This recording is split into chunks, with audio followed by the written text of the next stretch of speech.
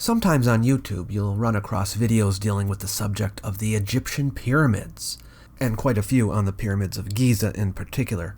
One common proposition is that the pyramids of Egypt were not, in fact, tombs, as Egyptologists will tell you, but something else. One video that's gotten quite a bit of attention is from the channel Universe Inside You, called Pyramids' True Purpose Finally Discovered: Advanced Ancient Technology. Let's take a closer look at this video. Examine the arguments in it. Look for signs of advanced technology, and see if we can ascertain what the true purpose of the pyramids actually was.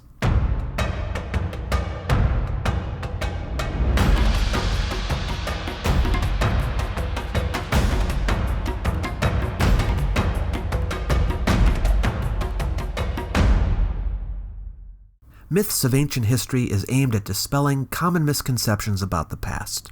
If you're interested in ancient history, lost civilizations, and secrets from antiquity, I encourage you to subscribe to the channel, because you will get lots of it. And if you find this particular video valuable, please hit the like button, and comment below with your favorite takeaway. And feel free to ask any clarification questions that you may have. Universe Inside You is a channel run by Stefan Dimitrov of Bulgaria, who says the purpose of his channel is to help people to grow their, quote, spiritual, esoteric, psychological, philosophical, and extraterrestrial knowledge, unquote. I'm noting the absence of the word historical there. Even so, he frequently dabbles in the subject of ancient history, and, regrettably, often gets his facts wrong.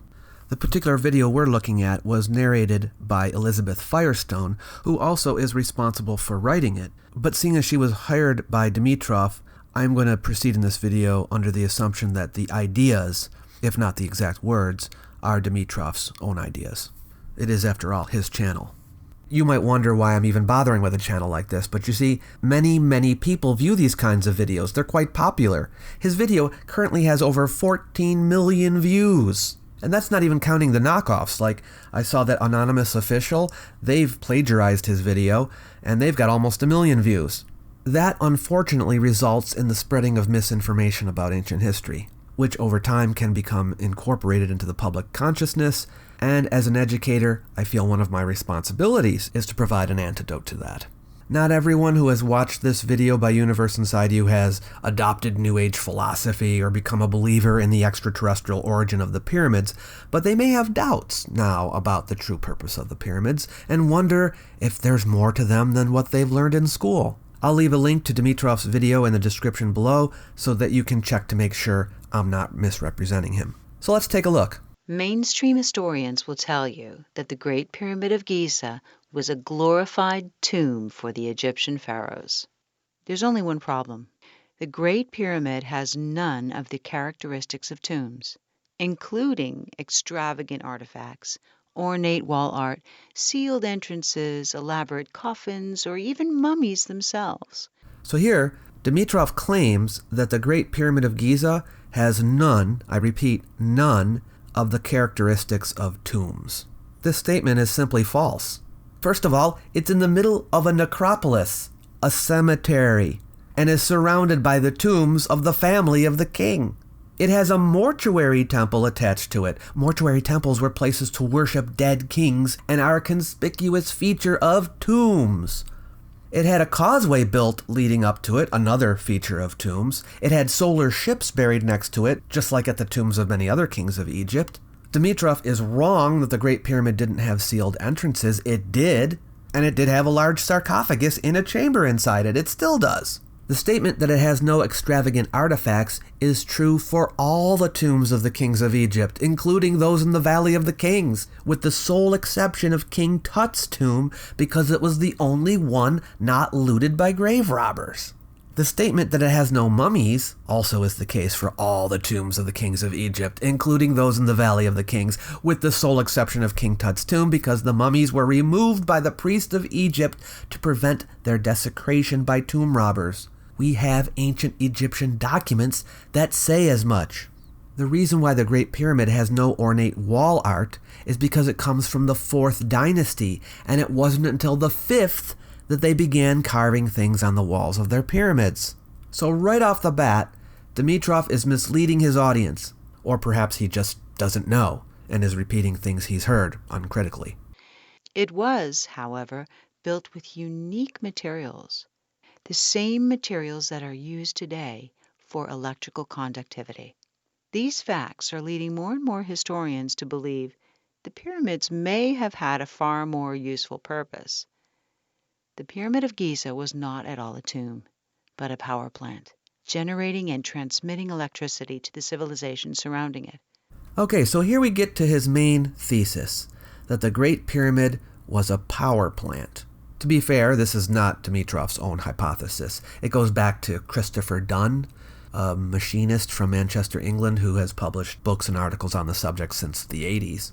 There have been several variations of his theory propounded through the years, and I'm not sure where the idea that the Great Pyramid was a wireless, Tesla-like power plant came from, but it has been making the rounds, and that's the hypothesis that Dimitrov is advocating here. To start, it's important to comprehend the tremendous effort that went into creating these monuments. The Pyramids of Giza are among no less than 118 of these structures in Egypt alone, and that doesn't even include those pyramids in other parts of the world. Is there a reason why we should consider the pyramids in other parts of the world? The Egyptians didn't build them, so how does this have a bearing on the amount of effort the Egyptians put into building their pyramids? Seems irrelevant. Given our current understanding of how early civilizations built their monuments, it would have taken no less than 20 years to build these so-called tombs, and that's if no less than 20,000 workers worked daily. Dimitrov is taking this 20 years, 20,000 workers figure from the Greek historian Herodotus, who visited Egypt in the 5th century BCE, and who was told this about the Great Pyramid by the Egyptians of that time, which was 2,000 years after the Great Pyramid had been constructed. Those same Egyptians told Herodotus that the Great Pyramid was a tomb, built for the king known in Greek as Cheops, and in Egyptian as Khufu. So why Dimitrov is accepting one piece of information they gave and rejecting others, I do not know. To this day, historians still can't prove exactly how or when they were built. We do have a good idea when the pyramids were built. All the pottery you find at Giza looks like the pottery of the time of Khufu, Khafre, and Menkaure of the 4th dynasty. Several rounds of carbon dating have been conducted on materials in the Giza pyramids, showing that they come from the mid-3rd millennium BCE. It's true that the carbon dates vary by several centuries, but not by millennia. Archaeologists believe that the variation in the carbon dates has to do with the Egyptians reusing wood. Carbon dating can only show when the trees were cut down. But primarily, we date the pyramids by their position in the development of Egyptian architecture and material culture over time. So we don't assess the pyramids of Giza in isolation, but within the context of Egyptian architectural history. We can see the evolution of pyramid design, from mastaba tombs to the step pyramid of Djoser, to the failed pyramid attempts of Snefru, to the pyramids of Giza. He's right, we don't know precisely how the pyramids were built, but we know the Egyptians built them. We have Egyptian mathematical documents that show the math behind pyramid creation. And people have demonstrated that it was within the realm of Egyptian technological know-how to build them. There's a papyrus document called the Diary of Merer, which is a logbook written by an Egyptian overseer who documents the transportation of limestone blocks during the reign of Khufu from the quarry at Tura on boats on the Nile to the Akhet Khufu. The Akhet Khufu is the name of the Great Pyramid according to inscriptions present in tombs dated some 200 years later, which report the names of all the 3 pyramids at Giza. As a side note, the Egyptian religious belief, the Akhet, is the place in which the king undergoes the final transformation into an Ak. That's the spiritual being one becomes after death. The fact that it's called the Akhet Khufu indicates that the pyramid had a mortuary purpose. Yeah, we can't prove exactly how the pyramids were built, but how is that relevant? We don't know exactly how many things in many cultures were created, but we have the objects, so we know that they were made. So this is a red herring because the question of how the pyramids were built is a different question than what the purpose of the pyramids was. We may not know exactly how a temple was made, but we still can know what a temple is for. Same with a pyramid. I hope he knows that ancient history and archaeology can't prove exactly anything, ever. All of our evidence is circumstantial. That's just the nature of the research we do. That's because scientific reasoning is inductive. Conclusions are drawn empirically. We should be talking about whether certain claims are warranted rather than whether they are proven. And then we should choose the explanation for which there is the most warrant, until and unless a better explanation comes along. I am certainly willing to do that, and if Dimitrov or anyone else presents a better evidenced explanation for the pyramids, I would switch over. I'll let you decide, though, whether the evidence for Dimitrov's proposal is stronger than the proposal that the pyramids were tombs. You also might ask yourself, is Dimitrov holding himself to the same standard that he holds Egyptologists to? Does he prove exactly how and when the pyramids were built? Or is he also using inductive arguments? Any proposal about the purpose of the pyramids, say that 10 times fast, the proposal about the purpose of the pyramids, any proposal must explain what we see in all the pyramids, not just one, or else it doesn't account for all the evidence. If your hypothesis considers some evidence and ignores other evidence, it's not a viable hypothesis. Even if you argue that your proposal applies only to the Great Pyramid, it still needs to explain the existence of the other pyramids because you need to give a reason why the Great Pyramid should be separated from the rest of the pyramids when it comes to purpose. Unfortunately, what we find is that Dimitrov looks at evidence from only one pyramid to draw conclusions about all the pyramids, even though the layouts of the pyramids differ from one another. This leads us to ask, what resting place for the dead could possibly be so important that it would warrant such phenomenal effort, time, and precise engineering? Even without knowing that they have nothing in common with regular tombs, you only need to stand before them to realize that's a lot of work for a cadaver. Dimitrov commits here what we call the historian's fallacy, which is to judge the actions of past societies by the values of today, or in this case, Dimitrov's own values. He can't see why anyone would put so much effort into building tombs, because he himself would never put that much effort into it. What he is failing to appreciate is how important the afterlife was to the ancient Egyptians, and the things they preferred to invest their efforts into. He would do so if he were better read in the ancient Egyptian writings. Egyptologists, those today with the most broad and thorough understanding of ancient Egyptian society, after examining all the pyramids and looking at all the Egyptian writings about the pyramids, possess substantial evidence that the pyramids were tombs. I think it might be helpful to review it. Number 1, the ancient Egyptians tell us they were tombs. I mean, can you get more definite than that? Documents that have survived until today refer to the pyramids as tombs of the pharaohs. I'm not just talking about Herodotus. For example, in the Harper Song of Intef, probably from around the First Intermediate Period, early to mid-2nd millennium BCE, a verse mentions the gods, meaning kings, who existed before, who rest in their pyramids, and the blessed nobles likewise buried in their pyramids. Yeah, the Abbott Papyrus of the 20th dynasty, from around 1100 BCE or so, documents robberies of many of the kings' and queens' tombs, many of which are clearly stated to be pyramids. Number 2, funerary text inscriptions, the pyramid texts as they're often called, were discovered in the remains of pyramids from the late 5th and 6th dynasties, and they contain spells, encouragement, and instructions for the kings on their journey into the afterlife. The kings are even named in the texts. That these texts about the afterlife would be placed in tombs makes sense. In fact, in later times, these texts were written on papyrus, first as the coffin texts, and finally the Book of the Dead, and placed with deceased Egyptians. We have found them in tombs. Number 3, the pyramids are located within necropolises. A necropolis, city of the dead, is a huge cemetery In other words, the pyramid did not exist as an isolated structure. It represented only one element, the most important, of a grand complex, which included a satellite pyramid, other small pyramids for queens, a mortuary temple, a valley temple, and a causeway between them, and also offering shrines and mastaba tombs for other family members and nobles.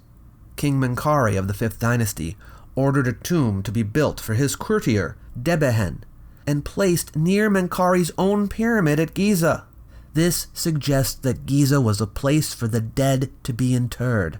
A typical pyramid complex in turn was surrounded by a wall, and around that was the larger necropolis. Thus, its location is another indication that the pyramid was intended as a tomb. Number 4. Mortuary temples were placed next to the pyramids.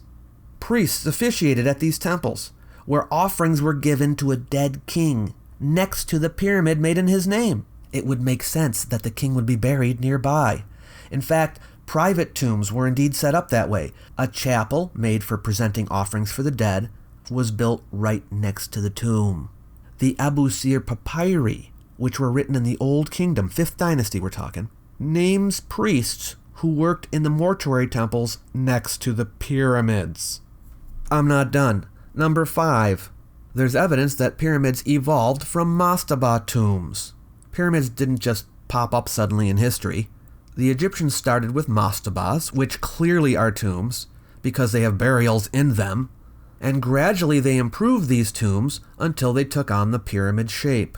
The step pyramid of Djoser from the 3rd dynasty is the first ever pyramid, and it clearly is a super developed mastaba tomb. It contains art that depicts King Djoser performing rituals, and more importantly, there is a clear burial vault beneath the pyramid. Snefru of the 4th dynasty experimented further with pyramid designs, and finally was able to perfect the smooth-sided pyramid. This evidence thus suggests that pyramids can trace their ancestry back to mastaba tombs. Number 6. Burial equipment has been found in pyramids. Specifically, I refer to sarcophagi and coffins. For example, under one of Menkaure's queen's pyramids, Pyramid G3A, a pink granite sarcophagus was found, and part of a wooden coffin was found in the main pyramid of Menkaure. The presence of this equipment suggests a mortuary purpose. Number 7. Remains of human bodies have been found in pyramids. Sometimes you'll hear someone make the claim that no mummies have ever been found in a pyramid, and therefore we cannot say for certain that they were used as tombs. But the fact is, a mummy was found in the pyramid of King Merenre I of the 6th dynasty. It was laying right next to his sarcophagus. And many fragments of mummies have been found in other pyramids. A mummified foot was found in Djoser's pyramid. A right arm, some pieces of skull, and other bones were found in the pyramid of Unas. An arm and a shoulder in Teti's pyramid. A skull, pelvis, legs, and parts of a torso in the recently discovered pyramid of one of Teti's wives. Fragments of a mummy in the pyramid of Pepi I. Some mummy wrappings in the pyramid of Pepi II. Mummy fragments in the coffin in Menkaure's pyramid. And burnt bones in Amenemhet III's pyramid. Among these assorted remains may be pieces of the original royal bodies.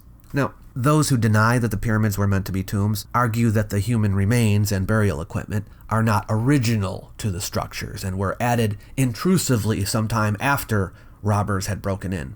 In other words, they may have been used as tombs later, but that was not their original use. Unless the body of an actual verifiable king is found inside of one, they won't accept the tomb theory. It's true that because the pyramids had all been robbed by the time of the 26th dynasty, new bodies were sometimes placed in some pyramids. So indeed, the remains that have been found are not necessarily original. We'll give you that. However, DNA analysis may be possible on the mummy remains found in the pyramid of Teti's wife, Seshet, her name was, and if her identity can be confirmed, this would demonstrate further that in her time, the 6th dynasty, the Egyptians were burying royal bodies in pyramids. Number 8. Some of the pyramids that were robbed had coffins inscribed for the original kings reinterred in them. The practice of entombing new coffins into the pyramids was a way to continue honoring the pharaohs despite the desecration of the pyramids, but the practice suggests an effort to restore a king's tomb, not use the pyramid for a different purpose than originally was intended. You understand? So the names of the kings on these coffins suggest that the kings were buried there originally.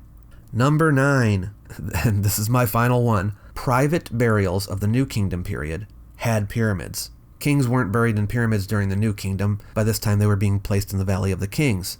But private individuals would often be buried beneath the ground with a chapel above them where visitors could leave offerings. A pyramid would be placed above the chapel.